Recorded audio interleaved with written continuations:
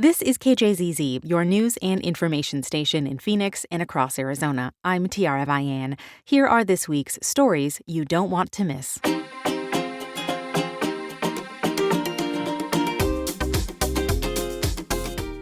This is the podcast that's designed to catch you up on some highlights from around the region. Thanks for listening. Here are a few of the stories for the week of July 6th, 2026. With longtime Congressman Andy Biggs leaving to run for governor, two Republicans are running to replace him in Congressional District 5, which spans from the East Valley into Pinal County. What started out as a race about Republican bona fides has turned into something else entirely, following bombshell reports accusing the frontrunner of sexual impropriety and other bad behavior. Wayne Schutsky reports. The race for the Republican nomination in CD5 started out as a competition to see which candidate could out-Trump the other, in a deep red congressional district where the president's endorsement carries enormous weight. And I am endorsed by President Trump, Turning Point Action. So I would tell the voters that I've always stood with the president through the good times and the bad. Stop to it. So God bless President Trump for bombing those boats. But I think what President Trump has done is made the world more safe. Last November, Trump endorsed former Pinal County Sheriff Mark Lamb, who made a name for himself nationally through popular YouTube videos and television shows focused on his work enforcing the law in the state's third largest county. Since that time, Lamb has spent much of the campaign posting more videos in support of Trump's key issues, like the SAVE Act, a controversial voter ID bill that is stalled in Congress. I couldn't think of a more important time in our history to ensure that the people that are voting in our elections are American citizens. Lamb's opponent is East Valley native and homebuilder Daniel Keenan. Keenan says he isn't fazed by the endorsement. Look, he did endorse my opponent, but I am confident that I will be getting that endorsement as well, whether that's before the primary or after the primary. Trump does have a history of changing up endorsements in Arizona races, and Keenan believes the president could do just that, claiming Lamb has not always supported the president in the past. For instance, Keenan says he believes Trump's debunked claims that his loss to Democrat Joe Biden in 2020 was the result of widespread voter fraud. Mark Lamb got in front of Congress and said he saw no fraud in our elections. He got on a Spanish-speaking television show and said that our elections were safe and secure. He also testified in front of Congress and said Donald Trump lost the election. And there are other headwinds facing the Lamb campaign. In May, the Arizona Republic began publishing an extensive series exposing allegations of sexual impropriety against Lamb, who is married, including that he regularly sexted with other women and engaged in other sordid behavior. Republican voter Dennis Poulin says he's read the allegations, and he thinks the behavior doesn't line up with the Lamb campaign's messaging, which pitches him as a family values candidate, an active member of the Church of Jesus Christ of Latter-day Saints. Well, I have a philosophy in my life that behavior never lies. So if what you say and what you do is in conflict, well, then that's a problem. Lamb's attorneys called the claims baseless, but didn't refute the specific allegations, and the candidate himself has largely avoided the subject. He canceled a planned interview with KJZZ after the Republic published its first article. Lamb also did not participate in a June debate with Keenan, who accused his opponent of hiding. He's afraid to answer the tough questions regarding his recent disqualifying behavior. An investigation by Pinal County Attorney Brad Miller concluded that Lamb did not violate any laws after several women accused Lamb of using his powerful position to stop them from speaking up. Miller's investigation did not address the broader allegations included in the Republic's reporting. Beyond the sexting scandal, Lamb is also facing claims he doesn't live in the district. That's because his family recently opened up a ranch, complete with rentable cabins and event space, on 140 acres the family purchased for $3 million in rural McNairy County, Tennessee. Owning your own food source, your cattle, growing gardens, chickens, eggs. Honestly, that's the American way. We wanted to get back to it as a family. That's Lamb in a video with his wife on the YouTube channel they set up to market the ranch, which they say will help their family to supplement the income he's going to lose by ending his consulting business to run for Congress. But both Lambs claim they still live in Arizona and only plan to visit the ranch. I'm going to be here when I can. Janelle will be here when she can. But our family is full-time here and really building this out. We're going to have cattle. Lamb won't say much about why he couldn't build that business in Arizona's sprawling 5th District, which spans from the Southeast Valley into Pinal County. He only says he was drawn to Tennessee after winning the Buford Pusser Award, named after the infamous McNairy County Sheriff, who took on bootleggers with a homemade bat and inspired the 1973 film Walking Tall. You know, Ideals and realities are very far apart. One day you're going to see that, son.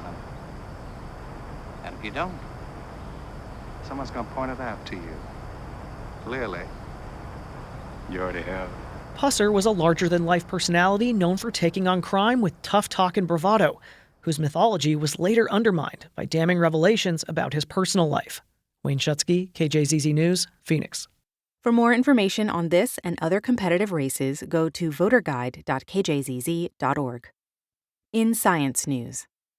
As wildfires grow larger in the West, utilities are using a variety of strategies to get ahead of risks and keep the power on. Taylor Griffith learned how SRP is the first utility to use a common farming device to gauge fire conditions near their assets. It's already nearly 100 degrees in the Tonto National Forest at 8 o'clock in the morning. In another part of this lush desert oasis, the sycamore fire is burning thousands of acres of the same golden green brush. Barry Johnson, a wildfire mitigation specialist for SRP, says he's multitasking during today's installation of moisture sensors. He also has to keep an eye on a major power line that's in the fire's path. We're in heavy communication with our operations back home at SRP, as well as with the fire liaisons at that fire. Johnson stands near a sagging mesquite tree. Most of its bark is curling up and away from the trunk in large chunks. It looks thirsty. Johnson fires up a generator that'll power his auger, a large spiral drill designed for digging deep holes. The one he's digging will only go about 2 feet deep. Inside will go 3 soil moisture sensors made by Grovera, an Albuquerque-based company that got its start in precision agriculture. Grovera CEO Brian Henderson says farmers have many reasons for wanting minute-by-minute moisture analysis. They want to closely monitor, are these plants healthy? And they sometimes want to dry them out on purpose to enhance flavor of, say, like strawberries need to be dried out in order for them to develop their flavor, but you don't want to reduce your yield. Now, their sensors could be critical in fighting fires in Arizona. Henderson says they'll help in 2 ways.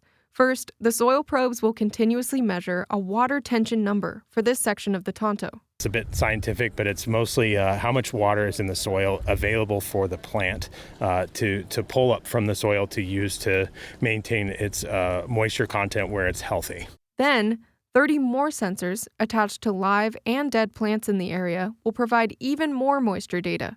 And that number is super important because wet plants don't burn and very dry plants burn very aggressively. SRP and Grovera will repeat this installation across 5 more sites in the Tonto.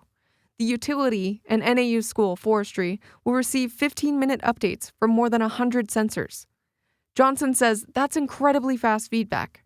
Currently, the U.S. Forest Service samples that twice a month, right? So 2 times a month, they have a human come out and pluck this vegetation and get these weights and measurements. And it's exactly the kind of data that SRP could use on a day like today. So we want to know the live and dead field moisture because we want to be able to predict how wildfire is going to spread and how catastrophic it's going to be. Sally Diamond, an NAU forestry professor, says the sensors will help with forecast speed and accuracy because they're literally on the ground. If we think about how wildfire ratings work right now, they're based on weather data, which is out in the open. And anybody who's walked through a forest or sat under a tree knows it's quite different than being under a tree.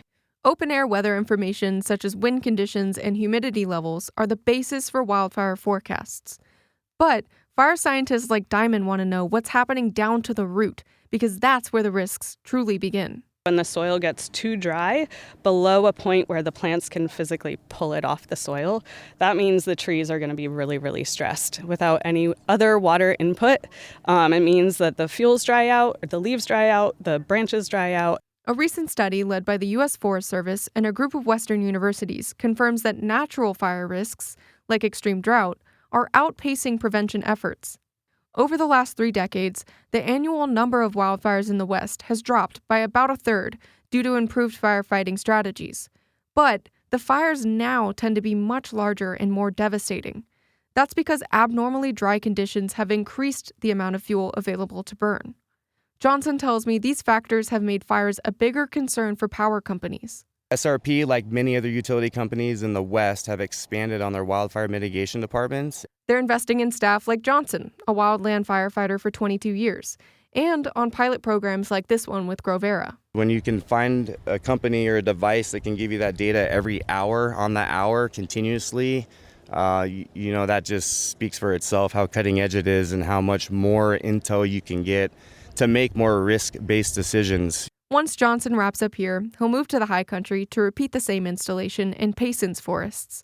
If their partners at NAU confirm the data in both locations is accurate, the pilot should expand to other areas. Taylor Griffith, KJZZ News, Phoenix. And this is the Stories You Don't Want to Miss podcast. Thanks for listening.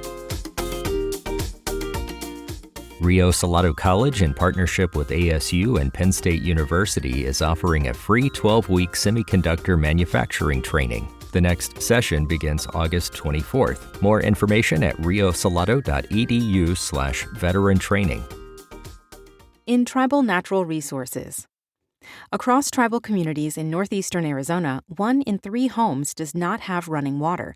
Now there's a proposal to fix that with federal law, and it has widespread support. But a few states are standing in its way.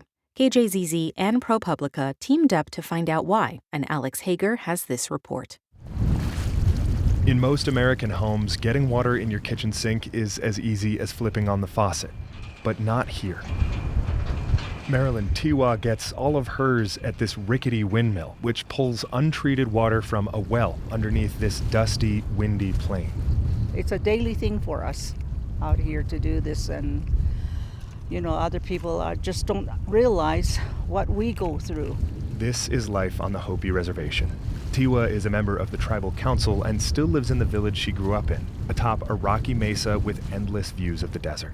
Today, just like back then, water comes to the house in buckets. We don't have any indoor plumbing, so we have to, rely on outside porta-johns. So that's I hope that one day we'll be able to have all of these facilities that other people have in their homes. For the Hopi and 2 other tribes in the area, those hopes could soon become a reality, thanks to the proposed Northeastern Arizona Indian Water Rights Settlement Act. If it passes, Navajo Council Speaker Crystalline Curley says the results could be life-changing. For me, it's not about green grass lawns or golf courses or swimming pools. It's just basically turning on a faucet and getting water to boil eggs for your children. The settlement is part of a long and complicated history. The Colorado River supplies water for big cities and farms across the West. Native tribes have legal access to about a quarter of its flow, but lack the money and infrastructure to use it.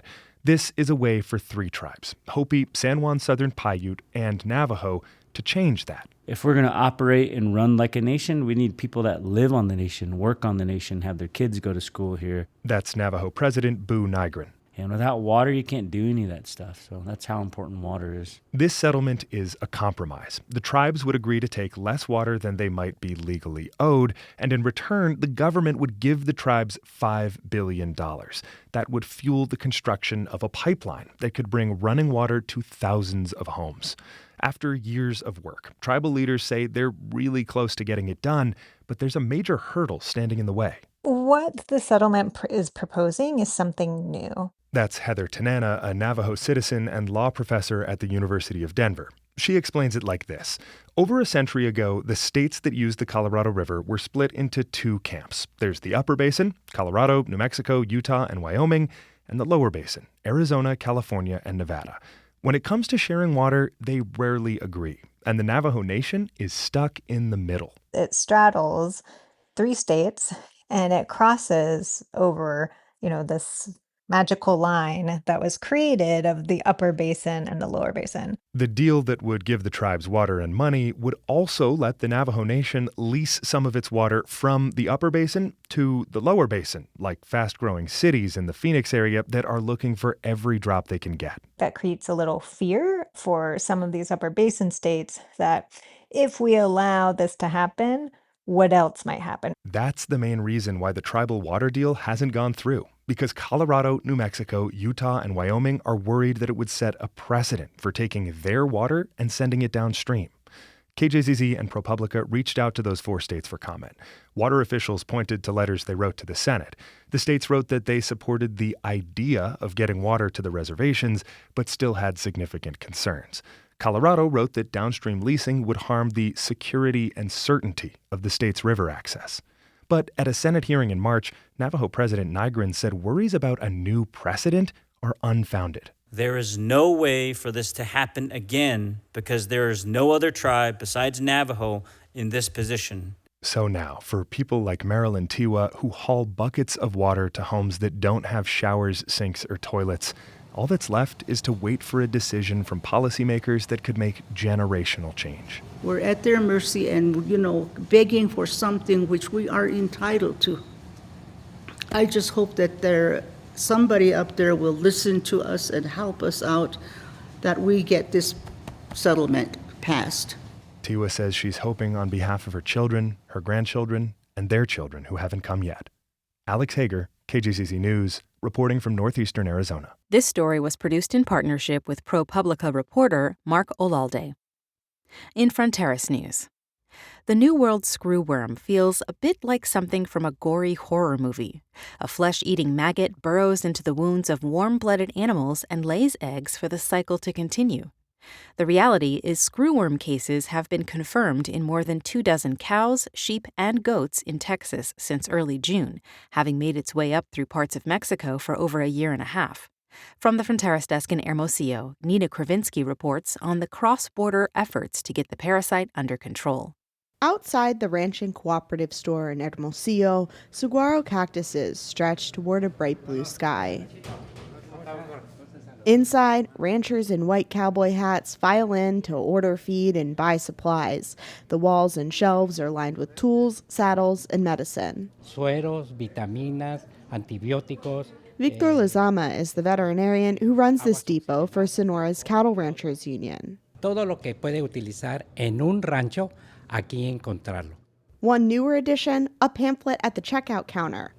On the front is a blown-up photo of a single New World Screwworm maggot, bearing its signature mouth hooks, which look like little black fangs that it uses to bury into living animal tissue. Sonora como estado. This Mexican border state, Sonora, directly south of Arizona, hasn't had any cases. But as the parasite has crept up from Mexico's border with Guatemala to the U.S.-Mexico border over the past year and a half, the Mexican government has been trying to reach out to ranchers. It's provided many with kits they can use to collect samples of possible screwworm maggots and send them in for testing. And it's provided ranchers with medicine to treat open wounds. This needs to be a joint effort between government, state governments, and the ranchers. Julio Verdeguer is Mexico's former agriculture minister who served in that position until this spring. If you lose the trust, the collaboration of ranchers, you're dead. That's the most precious element of this. If left untreated, the parasite can be deadly, and it now threatens the U.S.'s already low cattle supply as confirmed cases in Texas climb past 30. Screwworm spread could raise beef prices from already sky-high levels. Its arrival in the U.S. comes as the country's cattle herd reaches a 75-year low, even as demand for beef remains strong. The average U.S. price per pound of ground beef has risen from under $4 at the start of 2020 to nearly $7 this year. Dudley Hoskins is an undersecretary at USDA. Mexico is a critical partner in all this with us. He says the two countries' agriculture departments have been in close contact as they try to beat back the northward spread of the New World Screwworm. The U.S. formally eradicated the parasite in the 1960s by releasing sterile male flies into the environment. Those sterile flies mate with normal screwworm flies to dwindle the population, and it remains what most experts consider the most effective tool against the parasite. But in the decades since, the sterile fly program ramped down. Until this summer, a USDA facility in Panama was the only one producing sterile flies. But we don't want very many more of these infestation zones, or it's really going to stress the supplies that we have. Philip Kaufman is the head of the entomology department at Texas A&M University. The U.S. and Mexico are now rushing to produce more flies. Late last month, they together inaugurated a production plant in southern Mexico. It's that kind of collaboration between the two countries that Hoskins and Mexico's former agriculture minister, Verdeguer, say prevented the screwworm from arriving in the United States sooner. Soy el ingeniero Horacio Gámez López. Back in Sonora, rancher Gámez López waits at the union headquarters for a meeting with the union president. Ranchers say a nearly year-long border closure for Mexican livestock to protect the U.S. from screwworm has meant prices on cattle here have plummeted, since so many more cattle stay in Sonora rather than be exported. Mucho, fuerte, drástico. Gámez López says that's had a drastic impact on his business. Ranchers like him say it's not fair that the stretch of border between Sonora and Arizona has remained closed, even though there have been no screwworm cases here. The USDA says it's constantly evaluating to assess when to reopen the U.S.-Mexico border to livestock. Gámez López is hopeful that the United States and Mexico will figure out how to eradicate the parasite again together, so the industry here can get back to normal soon. Nina Kravinsky, KJZZ News, Hermosillo. And this is the Stories You Don't Want to Miss podcast. In business news, this week, the Arizona Corporation Commission unanimously voted to repeal its energy efficiency mandates for the state's largest utilities. Regulators say it will help customers save money. Supporters of the repealed rules say that's not totally true. Taylor Griffith reports. The mandates adopted 16 years ago led APS, Tucson Electric Power, and others to develop efficiency programs that would reduce overall energy demands by 22% by 2020. This included offering ratepayers discounts for upgrading to energy-efficient appliances. Commissioner Nick Myers argues that developers today are building with energy-efficient appliances regardless of whether or not they receive a credit from utilities. Meanwhile, people who can't afford to upgrade their appliances are still required to pay for the program, essentially subsidizing rebates for others. Maybe they get a $1,000 rebate from an energy efficiency program. Well, they don't have the other $9,000 to even buy that air conditioner in the first place, so they're not getting any benefit of the EE program, but they're still paying it out of their utility bills. He says that's because utilities will pass off costs associated with meeting efficiency requirements to ratepayers through surcharges. But Sandy Barr with the Sierra Club says the claim that low-income residents are not benefiting from the program is misleading. Energy efficiency standards benefited all ratepayers, even those who weren't taking advantage of the programs. And for the commission to say that somehow they're detrimental to low-income ratepayers is just outrageous and flat wrong. She said the commission's own analysis showed that repealing the mandate could result in higher costs in the long term because the incentive to upgrade is lost, and older, less efficient systems could remain in use while energy demands continue to rise. The energy efficiency standards have provided about $4 in benefits for every dollar spent. And again, the numbers are in the docket. So that's something that, we just don't agree with. The commission also voted to repeal its renewable energy standards in March. These were adopted 2 decades ago to force utilities to build more renewables like solar and wind.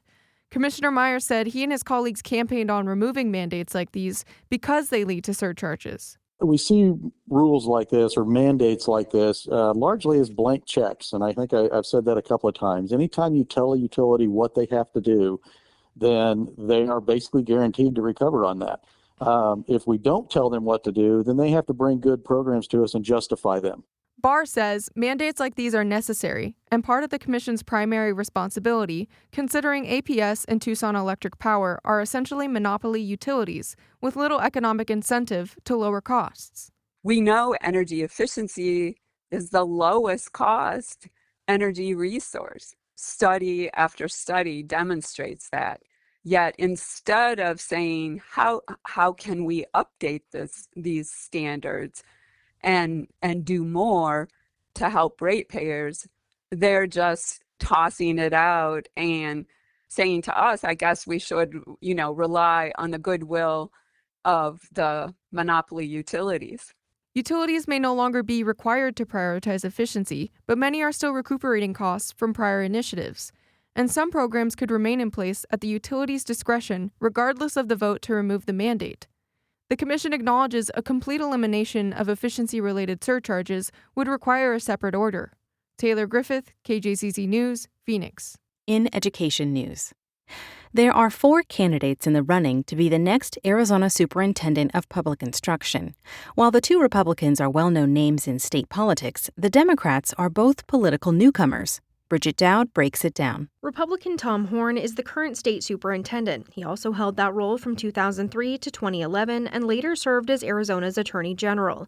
In a recent primary debate, he billed himself as the only one in statewide elective office who's fighting for the normal against left-wing craziness. While in office, Horn has prided himself on empowering parents. He established a hotline allowing parents to report inappropriate content being taught in the classroom. I am fighting hard against critical race theory and diversity, equity, and inclusion, DEI. Horn also accused his Republican challenger, State Treasurer Kimberly Yee, of being on a DEI committee, which she has denied. I have fought, in fact, against those types of issues that distract from real representation on merit. Both Horn and Yee are proponents of school choice, but they disagree on how to cut down on misspending within the state's school voucher program. Yee says Horn has overstepped his authority by denying parents certain purchases for their children's education. These types of decisions with respect to what is considered and defined as educational expenses is done by the legislative authority. But Horn says if you're going to deny a Rolex watch, you have to do it right away. You can't wait a year for the legislature to act. Yee has suggested making changes to the online platform parents use to make purchases. Immediately upon an anticipated purchase, the system would know whether or not that is an educational item. Yee says she's running for superintendent because families deserve an education leader who will not only follow the law, protect school choice, and advance academic achievement, but also be able to bring that competence, not chaos, to the Department of Education. Yee prides herself on having a long history in K-12 public education policy, helping write early school choice laws and fighting to improve academic standards. On the Democratic side, Teresa Leyba Ruiz is a former educator who spent 25 years in the classroom. I am the only certified teacher in this race. I think that's very significant. She says she decided to run after seeing Horn create what she describes as a culture of fear and misinformation. I've never run for any political office ever, but these times demand something different from all of us, and those who can serve, I believe, should serve. Ruiz says she will use her experience as an educator to restore respect to the profession by first taking down Horn's parent hotline. Wasteful use of taxpayer resources on things like the snitch line. Imagine if I could end those and reallocate those resources in ways that will have a direct benefit on students. And she plans to use her experience as the former president of Glendale Community College, where she says she was responsible for a budget multiple times larger than that of the Arizona Department of Education. Challenging Ruiz in the Democratic primary is another political newcomer, Brett Newby. Newby introduces himself as a behavior analyst from a blue-collar union family. I've just become upset and gotten angry about having seen our teachers have to work 3 jobs to make ends meet, delivering food on the weekends. He says his daughters who attend public school have seen turnover with their specialized reading instructors, and the state needs to fully and equitably fund its public schools so districts don't have to cut their support staff. And if a teacher is in a classroom with 30 to 40 kids and they have 10 students that are, below standard or just needing extra assistance, that teacher is not able to give them that extra support. Newby says that starts with having conversations with legislators. He also wants to see more resources allocated to rural districts. Our rural schools are in dire need of facility upgrades, infrastructure. A lot of the schools in Arizona are older than I am. He says if elected, he'd also like to strengthen special education programs in public schools. Both Newby and Ruiz agree that the state school voucher program needs more oversight and accountability. Arizona's primary election is on July 21st. Bridget Dowd, KJZZ News, Phoenix. And finally, from KJZZ's The Show. A researcher says the risk of a big earthquake along the San Andreas Fault should be top of mind. Here's co-host Lauren Gilger. Bridget Smith-Conter is an NAU researcher who studies the San Andreas Fault, and her newest research is stark. Her research suggests the notorious fault is currently experiencing its highest levels of accumulated tectonic stress in more than 1,000 years. I spoke with her more about it. These tectonic plates, they keep moving regardless of whether faults are slipping on them. And the Pacific plate and the North American plate push against each other at a rate about 45 millimeters per year. So that's about 2 inches a year.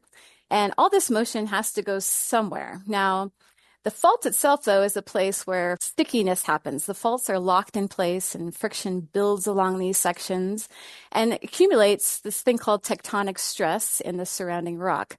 And that stress builds over time and eventually gets high enough to where the conditions are set for the fault to not be able to hold on to it anymore and it breaks in an earthquake. Right. And so in Southern California, we're looking at a place for two different faults that kind of come together that make up the San Andreas. The San Andreas has like a little sister called the San Jacinto. Okay. And this is a little branch in Southern California that we're sort of concerned about its interaction with the San Andreas and the fact that these two haven't produced an earthquake in Southern California near Los Angeles in almost 170 years. And that's a pretty long, quiet period for earthquakes. Right. So it's sort of like a building up, like you're watching and your research is focused on, finding out when and if we might be due for one. That's right. And bad news, right? It seems as if that pressure is building. Is that what you're finding here? Yeah, so this is all based on what we call a physics-based computer model. So we designed this model almost 20 years ago to study the San Andreas. But in this case, we're looking at 1,000 years back in time of fault motion due to earthquake history. So we have all this computer code and we need data to put into it. So we fed data from past earthquakes into this model based on reconstructed geologic evidence, like stuff like radiocarbon dating of displaced sediments in the crust, tree ring anomalies caused by past earthquakes. And we used all this to track how tectonic stresses build up and are released on the fault over time. And what we found is that the stress levels in this area of the San Jacinto and San Andreas junction, they're really at 1,000-year high, where current stresses are really exceeding any level that we've seen throughout our simulation. And our simulation covers the entire San Andreas plate boundary from Southern California to Northern California. So things are building up. Tell us about this specific place in your research that you're looking at, which is the Cajon Pass and its potential importance. This you describe as a conditional earthquake gate? Yeah, so it's kind of a new word in earthquake science. It's basically thought of as like a barrier to earthquake ruptures. So at this point, we were asking the question, does this thing act as a gate where it can either stop a large earthquake rupture that's already happening in its tracks, or does this region allow earthquake ruptures to continue moving forward and cross the fault and onto another one, creating a much larger, more destructive event? And so this model really suggests that whether the gate opens or closes, whether this Cajon Pass acts as a green light or a red light to ruptures, that really depends on how similarly stressed these two fault junctions are at the time of rupture. So it's really, the critical factor is not just how much stress has been built up on any one fault, but really how closely aligned these stress levels on these two nearby faults are to each other. Unfortunately, we're in the current situation where it looks like both faults are highly stressed. Right. And that kind of historically points to a joint rupture, which could be a bigger type of earthquake. So that's the kicker, right? Like this is the gate, it's the red light or the green light, and it looks like it could be a green light. I mean, it's a green light, yeah. Yeah. Well, so what would that mean? I mean, I don't want to paint like an action film picture here, but is that what we're looking at? So, big breath here. Right. Okay, so what we can tell from this model is that the system is critically loaded. It's the highest point that we can tell from the earthquake record it's been in 1,000 years in Southern California.